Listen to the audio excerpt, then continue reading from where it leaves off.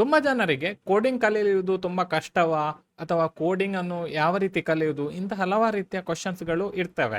ಮತ್ತೆ ಕೆಲವರಿಗೆ ಈ ರೀತಿ ಸಹ ಡೌಟ್ ಇರ್ತದೆ, ನನಗೆ ಕೋಡಿಂಗ್ ಕಲೀಲಿಕ್ಕೆ ಆಗ್ಲಿಕ್ಕಿಲ್ಲ, ಎಂತಕಂದ್ರೆ ನಾನು ಮ್ಯಾಥ್ಸ್ ಅಲ್ಲಿ ಅಷ್ಟು ಹುಷಾರಿಲ್ಲ. ಸೊ ಇಂಥ ಹಲವಾರು ರೀತಿಯ ನಿಮಗೆ ಡೌಟ್ಸ್ಗಳು ಇದ್ರೂ ಸಹ ನಿಮಗೆ ತೊಂದರೆ ಇಲ್ಲ. ಈ ವಿಡಿಯೋದಲ್ಲಿ ನಾನು ಯಾವ ರೀತಿ ನಿಮಗೆ ಕೋಡಿಂಗ್ ಅನ್ನು ಕಲಿಬಹುದು ಮತ್ತೆ ಕೋಡಿಂಗ್ ಕಲೀಲಿಕ್ಕೆ ಅಷ್ಟು ಕಷ್ಟ ಇಲ್ಲ ಅಂತೇಳಿ ನಿಮಗೆ ನಾನು ಈ ವಿಡಿಯೋದಲ್ಲಿ ಪ್ರೂವ್ ಮಾಡ್ತೇನೆ. ನನ್ನ ಹೆಸರು ಮಂಜುನಾಥ್. ನಾನು ಈ ಚಾನಲಲ್ಲಿ web development, coding, mobile application development ಹಲವಾರು ರೀತಿಯ ವಿಡಿಯೋಸ್ಗಳನ್ನು ಪೋಸ್ಟ್ ಮಾಡ್ತಿರ್ತೇನೆ. ನಿಮಗೆ ಇಂಥ ವಿಡಿಯೋಸ್ಗಳು ನೋಡ್ಲಿಕ್ಕೆ ಇಂಟ್ರೆಸ್ಟ್ ಇದೆ, ಚಾನಲ್ಗೆ ಸಬ್ಸ್ಕ್ರೈಬ್ ಮಾಡಿ. ಮತ್ತೆ ಈ ವಿಡಿಯೋ ಶುರು ಮಾಡುವ. ಫಸ್ಟ್ ಆಫ್ ಆಲ್, ನಿಮಗೆ ಕೋಡಿಂಗ್ ಕಲಿಬೇಕಂತೇಳಿ ಇಂಟ್ರೆಸ್ಟ್ ಇದ್ರೆ ಕೋಡಿಂಗ್ ಬೇಸಿಕ್ಸ್ ಗಳನ್ನು ನೀವು ಕಲಿಬೇಕು. ಈ ಕೋಡಿಂಗ್ ಬೇಸಿಕ್ಸ್ ಒಂದಾದ್ರೆ ನಿಮಗೆ ಕಾಲೇಜಿಗೆ ಹೋಗುವಾಗ ಅಥವಾ ನಿಮ್ಮ ಹೈಸ್ಕೂಲಲ್ಲಿ ನಿಮ್ಗೆ ಇದನ್ನು ಕರೆಕ್ಟ್ ಆಗಿ ಕಲಿಸ್ತಾರೆ, ಯಾವ ರೀತಿ ಪ್ರೋಗ್ರಾಮಿಂಗ್ ಲಾಜಿಕ್ಸ್ ಎಲ್ಲ ವರ್ಕ್ ಆಗ್ತದೆ ಅಂತ.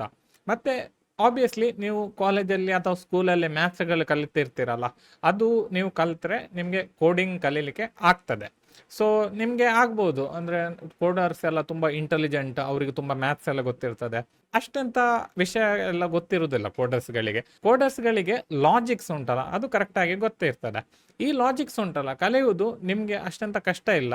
ನೀವು ಬೈ ಡಿಫಾಲ್ಟ್ ನೀವು ಕರೆಕ್ಟಾಗಿ ಸ್ಕೂಲಿಗೆಲ್ಲ ಹೋಗಿ ಅಲ್ಲಿ ಎಲ್ಲ ಕರೆಕ್ಟ್ ಮಾರ್ಕ್ ಸಿಕ್ಕಿದೆ ನಿಮಗೆ, ಅತ್ಯಂತ ಒಳ್ಳೆ ಮಾರ್ಕ್ಸ್ ಅಲ್ಲ, 95% ಹೇಳ್ತಿಲ್ಲ ನಾನು, ಮೇ ಬಿ 60-65% ಸಿಕ್ಕಿದ್ರು ಸಹ ನಿಮಗೆ ಈ ಲಾಜಿಕ್ಸ್ಗಳು ನಿಮ್ಮ ಬ್ರೈನಲ್ಲಿ ಇರ್ತವೆ. ಸೊ ಈ ಲಾಜಿಕ್ಸ್ಗಳನ್ನು ನೀವು ಸ್ವಲ್ಪ ಇಂಪ್ರೂವ್ ಮಾಡಬೇಕಾಗ್ತದೆ. ಈ ಇಂಪ್ರೂವ್ ಮಾಡೋದು ನಿಮಗೆ PUCಯಲ್ಲಿ ಅಥವಾ ನೀವು ಡಿಗ್ರಿ ಸ್ಟಾರ್ಟ್ ಮಾಡ್ತಿರುವಾಗ ಅಲ್ಲಿ ಅದನ್ನು ಕರೆಕ್ಟಾಗಿ ನಿಮಗೆ ಕಲಿಸ್ತಾರೆ. ಈಗ ಯಾವ ರೀತಿ ಇಫ್ ಎಲ್ ಸ್ಟೇಟ್ಮೆಂಟ್ ವರ್ಕ್ ಆಗೋದು, ವೈಲ್ ಲೂಪ್ ವರ್ಕ್ ಆಗೋದು, ಇಂಥ ಹಲವಾರು ರೀತಿಯ ಕೋಡಿಂಗ್ ಬೇಸಿಕ್ಸ್ಗಳು ನಿಮಗೆ, ನೀವು ಕೋಡಿಂಗ್ ಫೀಲ್ಡಿಗೆ ಹೋಗುವಾಗ ಯಾವುದಾದ್ರು ಒಂದು ಡಿಗ್ರಿ ಮಾಡೋದಾದರೆ, ಮೇ ಬಿ ಕಂಪ್ಯೂಟರ್ ಸೈನ್ಸ್ PUCಯಲ್ಲಿ ಅಥವಾ BCA ಇಂಜಿನಿಯರಿಂಗ್ ನೀವು ಮಾಡೋದಾದರೆ, ಇದರಲ್ಲಿ ನಿಮಗೆ ಅವ್ರ ಬೇಸಿಕ್ಸ್ಗಳು ಗ್ಯಾರಂಟಿ ಕಲಿಸ್ತಾರೆ, ಪ್ರಾಬ್ಲಮ್ ಸಾಲ್ವಿಂಗ್ ಮೆಥಡಾಲಜಿಯಲ್ಲಿ. ಈ ಬೇಸಿಕ್ಸ್ಗಳನ್ನು ನೀವು ಕಲ್ತ್ರೆ ಕರೆಕ್ಟಾಗಿ ನಿಮಗೆ ಕೋಡಿಂಗ್ ಕಲೀಲಿಕ್ಕೆ ಆಗ್ತದೆ. ಬಟ್ ನೀವು ಈ ಬೇಸಿಕ್ಸ್ಗಳು ಕಾಲೇಜಲ್ಲಿ ಕಲಿಸ್ತಾರೆ ಮತ್ತೆ ನಿಮಗೆ ಕೋಡ್ ಮಾಡ್ಲಿಕ್ಕೆ ಆಗ್ತದೆ ಅಂತೇಳಿ ನೀವು ಥಿಂಕ್ ಮಾಡಿದ್ರೆ ಅದು ಸತ್ಯ ಅಲ್ಲ. ಎಂತಕ್ಕಂತ ಹೇಳಿದ್ರೆ, ಕಾಲೇಜಲ್ಲಿ ಅವ್ರು ಜಸ್ಟ್ ಬೇಸಿಕ್ಸ್ ಕಲಿಸೋದು. ಒಂದ್ಸರಿ ಯಾವ್ದು ಬೇಸಿಕ್ಸ್ಗಳನ್ನು ನೀವು ಕಲ್ತಾದ ನಂತರ ನೀವು ಎಕ್ಸ್ಪ್ಲೋರ್ ಮಾಡಬೇಕು. ಈ ಎಕ್ಸ್ಪ್ಲೋರ್ ಯಾವ ರೀತಿ ಮಾಡೋದು? ಕಾಲೇಜಲ್ಲಿ ಅವ್ರು ಮೇ ಬಿ ನಿಮಗೆ C++ ಅಥವಾ ಪೈಥಾನ್ ಯಾವುದಾದ್ರು ಒಂದು ಕಲಿಸ್ತಿರುವರು. ಬಟ್ ನೀವು ಮನೆಗೆ ಬಂದು ನಿಮ್ಮ ಲ್ಯಾಪ್ಟಾಪನ್ನು ಓಪನ್ ಮಾಡಿ ಯೂಟ್ಯೂಬಿಗೆ ಹೋಗಿ ಯಾವ ರೀತಿ ಕೋಡಿಂಗ್ ಕಲಿಯೋದು, ಯಾವ ರೀತಿ ವೆಬ್ ಡೆವಲಪ್ಮೆಂಟನ್ನು ಕಲಿಯೋದು, ಯಾವ ರೀತಿ ಯಾವುದಾದ್ರು ಒಂದು ಕೋಡಿಂಗ್ ಲ್ಯಾಂಗ್ವೇಜನ್ನು ಕಲಿಯೋದು, ಈ ರೀತಿಯ ವಿಷಯಗಳನ್ನು ನೀವು ಸರ್ಚ್ ಮಾಡಿ, ನೀವು ಎಕ್ಸ್ಪ್ಲೋರ್ ಮಾಡಿ, ನೀವು ಅದನ್ನು ನೋಡಿ ಕಲ್ತಿರ್ಬೇಕು. ಎಂತಕ್ಕಂತ ಹೇಳಿದ್ರೆ, ನೀವು ಈ ರೀತಿ ಕಲಿಯೋದೇ ನೀವು ಜಸ್ಟ್ ನಾನು ಕಾಲೇಜಿಗೆ ಹೋಗ್ತಿದ್ದಾನಲ್ಲ, ನನಗೆ ಕರೆಕ್ಟಾಗಿ ಕೋಡಿಂಗ್ ಕಲಿಸ್ತಾರೆ ಅಂತೇಳಿ ಹೇಳಿದರೆ, ಮೇ ಬಿ ನಿಮ್ಮ ಲೆಕ್ಚರ್ಸ್ಗಳು ಅಥವಾ ಟೀಚರ್ಸ್ಗಳು ಕರೆಕ್ಟಾಗಿ ಒಳ್ಳೆ ಕಲಿಸುವವರು ನಿಮಗೆ ಸಿಕ್ಕಿದ್ರೆ ಅವ್ರು ನಿಮಗೆ ಅರ್ಥವಾಗುವ ಹಾಗೆ ಕಲಿಸ್ತಾರೆ. ಬಟ್ ಇನ್ ಕೇಸ್ ನಿಮ್ಮ ಕಾಲೇಜಲ್ಲಿ ಅಷ್ಟು ಒಳ್ಳೆ ಟೀಚರ್ಸ್ಗಳು ಇಲ್ಲ, ಅವಾಗ ನೀವು ಅಷ್ಟಂತ ತಲೆಬಿಸಿ ಮಾಡುವ ಅಗತ್ಯ ಇಲ್ಲ. ನೀವು ಡೈರೆಕ್ಟ್ ಯೂಟ್ಯೂಬಿಗೆ ಬಂದು ಇಲ್ಲಿ ಯಾವ ರೀತಿ ಕೋಡಿಂಗ್ ಅನ್ನು ಕಲಿಬಹುದು ಅಂತೇಳಿ ನೀವು ಸರ್ಚ್ ಮಾಡಿದ್ರೆ ನಿಮಗೆ ಇಮಿಡಿಯೇಟ್ಲಿ ಹಲವಾರು ಕನ್ನಡ ಯೂಟ್ಯೂಬರ್ಸ್ಗಳು ಸಿಗ್ತಾರೆ. ನಾನು ಸಹ ಸಿಗ್ತೇನೆ ನಿಮಗೆ ಅದರಲ್ಲಿ. ಜಸ್ಟ್ ಇನ್ ಕೇಸ್ ನಿಮಗೆ ನನ್ನ ಚಾನಲಲ್ಲಿ ಸಿಗದಿದ್ರೆ ಬೇರೆ ಹಲವಾರು ರೀತಿಯ ಕನ್ನಡ ಯೂಟ್ಯೂಬರ್ಸ್ಗಳು ಕೋಡಿಂಗ್ ರಿಲೇಟೆಡ್ ವಿಡಿಯೋಸ್ಗಳು ಹಾಕಿರ್ತಾರೆ. ಆ ವಿಡಿಯೋಸ್ಗಳನ್ನು ನೋಡಿ ನೀವು ಕಲೀಲಿಕ್ಕೆ ಸ್ಟಾರ್ಟ್ ಮಾಡ್ಬೋದು. ನೆಕ್ಸ್ಟ್, ನೀವು ಆ ವಿಡಿಯೋಸ್ಗಳನ್ನು ನೋಡಿ ಆ ಟೆಕ್ನಾಲಜೀಸನ್ನು ಕಲ್ತಾದ ನಂತರ ನೀವು ಪ್ರಾಜೆಕ್ಟ್ಸ್ಗಳನ್ನು ಬಿಲ್ಡ್ ಮಾಡಲಿಕ್ಕೆ ಸ್ಟಾರ್ಟ್ ಮಾಡಬೇಕು. ಫಾರ್ ಎಕ್ಸಾಂಪಲ್, ನೀವು ಜಾವಾ ಸ್ಕ್ರಿಪ್ಟ್ ಅಥವಾ ಪೈಥಾನ್ ವಿಡಿಯೋಸ್ಗಳನ್ನು ನೋಡಿದ ನಂತರ ನೆಕ್ಸ್ಟ್ ನೀವು ಪೈಥಾನನ್ನು ಅಥವಾ ಜಾವಾ ಸ್ಕ್ರಿಪ್ಟನ್ನು ಯೂಸ್ ಮಾಡಿ ಕೋಡಿಂಗ್ ರಿಲೇಟೆಡ್ ಪ್ರಾಜೆಕ್ಟ್ಸ್ಗಳು ಕ್ರಿಯೇಟ್ ಮಾಡೋದು. ಯಾವ ರೀತಿಯ ಪ್ರಾಜೆಕ್ಟ್ಸ್ಗಳು ಕ್ರಿಯೇಟ್ ಮಾಡ್ಬೋದು? ನಿಮಗೆ ಇಷ್ಟು ಬೇಸಿಕ್ಸ್ ಕಲ್ತಾದ ನಂತರ ನಿಮಗೆ ಕ್ಯಾಲ್ಕುಲೇಟರ್ ಕ್ರಿಯೇಟ್ ಮಾಡ್ಬೋದು, ನಿಮಗೆ ಯಾವುದಾದ್ರೂ ಒಂದು ಸಿಂಪಲ್ ಲಾಜಿಕಲ್ ಕ್ವಶನ್ ಅಥವಾ ಮಲ್ಟಿಪಲ್ ಚಾಯ್ಸ್, ಇಂಥ ರೀತಿಯ ವಿಷಯಗಳನ್ನೆಲ್ಲ ನಿಮಗೆ ಪ್ರಾಜೆಕ್ಟ್ಸ್ಗಳು ಕ್ರಿಯೇಟ್ ಮಾಡ್ಬೋದು.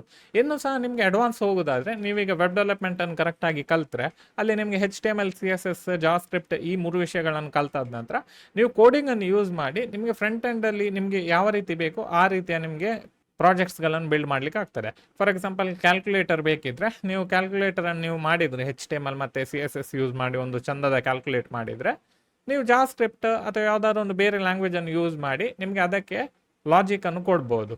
ಸೊ ಈ ರೀತಿಯ ನೀವು ಪ್ರಾಜೆಕ್ಟ್ಸ್ಗಳನ್ನು ಬೇಸಿಕ್ಸಿಂದ ನೀವು ಮಾಡ್ತಾ ಬಂದರೆ ಎಂತಾಗ್ತದೆ ಅಂತ ಹೇಳಿದರೆ, ಒಂದು ದಿನ ನೀವು ಕರೆಕ್ಟಾಗಿ ಅಡ್ವಾನ್ಸ್ ರೀತಿಯ ಪ್ರಾಜೆಕ್ಟ್ ಮಾಡುವಾಗ ನಿಮಗೆ ಅದು ಸುಲಭ ಅಂತೇಳಿ ಅನ್ನಿಸ್ಲಿಕ್ಕೆ ಸ್ಟಾರ್ಟ್ ಆಗ್ತದೆ. ಎಂತಕ್ಕಂತ ಹೇಳಿದರೆ, ಈ ಎಲ್ಲ ದೊಡ್ಡ ಪ್ರಾಜೆಕ್ಟ್ಸ್ಗಳು ಇರ್ತಾವಲ್ಲ, ಅದೆಲ್ಲ ಸಣ್ಣ ಸಣ್ಣ ಕಾನ್ಸೆಪ್ಟ್ಸ್ಗಳನ್ನು ಯೂಸ್ ಮಾಡಿಯೇ ಮಾಡೋದು.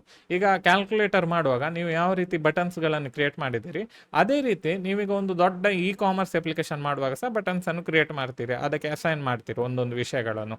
ಸೊ ಈ ರೀತಿಯ ವಿಷಯಗಳು ಉಂಟಲ್ಲ, ನಿಮಗೆ ಸುಲಭದಲ್ಲಿ ಕಲೀಲಿಕ್ಕೆ ಆಗ್ತದೆ ಒಂದ್ಸರಿ ನೀವು ಪ್ರಾಜೆಕ್ಟ್ಸ್ಗಳನ್ನು ಬಿಲ್ಡ್ ಮಾಡಲಿಕ್ಕೆ ಸ್ಟಾರ್ಟ್ ಮಾಡಿದ ನಂತರ. ಒಂದ್ಸರಿ ಅದಾದ ನಂತರ ನಿಮಗೆ ಎರರ್ಸ್ಗಳು ಬರಲಿಕ್ಕೆ ಸ್ಟಾರ್ಟ್ ಆಗ್ತವೆ.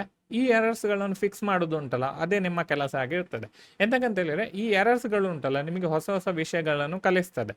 ಈಗ ನೀವೆಂತಾದ್ರು ಒಂದು ಕ್ರಿಯೇಟ್ ಮಾಡ್ತಿದ್ದೀರಿ ಒಂದು ಪ್ರಾಜೆಕ್ಟನ್ನು, ಅವಾಗ ನೀವು ಮಿಡ್ಲಲ್ಲಿ ಒಂದು ಸ್ಟಕ್ ಆಗ್ತೀರಿ. ಆ ಸ್ಟಕ್ ಆದ ತಕ್ಷಣ ನೀವು ಇಮಿಡಿಯೇಟ್ಲಿ ಗೂಗಲಲ್ಲಿ ಬಂದು ಆ ಎರರನ್ನು ಸರ್ಚ್ ಮಾಡಬೇಕು. ಒಂದ್ಸರಿ ಆ ಎರರನ್ನು ಸರ್ಚ್ ಮಾಡಿದ ತಕ್ಷಣ ನಿಮಗೆ ಹಲವಾರು ರೀತಿಯ ರಿಸಲ್ಟ್ಗಳು ಕಾಣ್ತವೆ, ಯೂಟ್ಯೂಬಲ್ಲಿ ವೀಡಿಯೋಸ್ ಕಾಣ್ತವೆ. ಆ ವಿಡಿಯೋಗೆ ಕ್ಲಿಕ್ ಕೊಟ್ಟ ತಕ್ಷಣ ಅಲ್ಲಿ ಅವರು ನಿಮಗೆ ಬೇರೆ ಬೇರೆ ವಿಷಯಗಳನ್ನು ಕಲಿಸ್ತಾರೆ. ಈ ಹೊಸ ವಿಷಯಗಳನ್ನು ನೀವು ಕಲಿತು ಅದನ್ನು ನೀವು ನಿಮ್ಮ ಪ್ರಾಜೆಕ್ಟಲ್ಲಿ ಇಂಪ್ಲಿಮೆಂಟ್ ಮಾಡುವಾಗ ನಿಮಗೆ ಇನ್ನೂ ಸಹ ಎಜುಕೇಷನ್ ಉಂಟಲ್ಲ ನಿಮಗೆ ಒಳ್ಳೆಯದಾಗ್ತದೆ. ಸೊ ಒಂದ್ಸರಿ ನಿಮಗೆ ಈ ರೀತಿ ನೀವು ಕಲೀಲಿಕ್ಕೆ ಸ್ಟಾರ್ಟ್ ಮಾಡಿದ ನಂತರ ನಿಮಗೆ ಯಾವುದೇ ರೀತಿಯ ವಿಷಯವನ್ನು ಕೋಡಿಂಗ್ ಫೀಲ್ಡಲ್ಲಿ ನಿಮಗೆ ಕಲೀಲಿಕ್ಕೆ ಆಗ್ತದೆ. ಜಸ್ಟ್ ಇನ್ ಕೇಸ್ ನಿಮಗೆ ಗೊತ್ತಿರೋದಿದ್ರೆ ಆಬ್ವಿಯಸ್ಲಿ ನೀವು ಯೂಟ್ಯೂಬಿಗೆ ಹೋಗಿ ಕಲಿಯುವಷ್ಟು ಸಾಮರ್ಥ್ಯ ಉಂಟು ಅಂತೇಳಿ ನಿಮಗೆ ಕಾನ್ಫಿಡೆನ್ಸ್ ಬರಲಿಕ್ಕೆ ಸ್ಟಾರ್ಟ್ ಆಗ್ತದೆ. ಸೊ ಹಾಗಾಗಿರೋದ್ರಿಂದ ನೀವು ಸ್ಟಾರ್ಟ್ ಮಾಡಿ ಬೇಸಿಕ್ಸ್ ಅನ್ನು ಕಲೀಲಿಕ್ಕೆ. ನೆಕ್ಸ್ಟ್ ನನ್ನ ಚಾನಲಲ್ಲಿ ಹಲವಾರು ರೀತಿಯ ವಿಡಿಯೋಸ್ಗಳಿವೆ, ಯಾವ ರೀತಿ ಕೋಡ್ ಮಾಡ್ಬೋದು ಅಂತ, ಅದನ್ನು ನೀವು ನೋಡಲಿಕ್ಕೆ ಸ್ಟಾರ್ಟ್ ಮಾಡಿ. ಸೊ ಈ ವಿಡಿಯೋದಲ್ಲಿ ಇಷ್ಟೇ. ನಿಮಗೆ ಈ ವಿಡಿಯೋ ಇಷ್ಟ ಲೈಕ್ ಮಾಡಲಿಕ್ಕೆ ಮರಿಬೇಡಿ. ಈ ವಿಡಿಯೋಗೆ ಚಾನಲ್ಗೆ ಸಬ್ಸ್ಕ್ರೈಬ್ ಮಾಡಿ ಹೊಸಬ್ರಾದರೆ, ಮತ್ತು ಒಂದು ಕಮೆಂಟಲ್ಲಿ ಹಾಕಿಬಿಡಿ ನೀವು ಸ್ಟಾರ್ಟ್ ಮಾಡ್ತೀರಿ ಅಂತ. ಸೊ ನೆಕ್ಸ್ಟ್ ವಿಡಿಯೋದಲ್ಲಿ ಸಿಗೋಣ. ಬಾಯ್.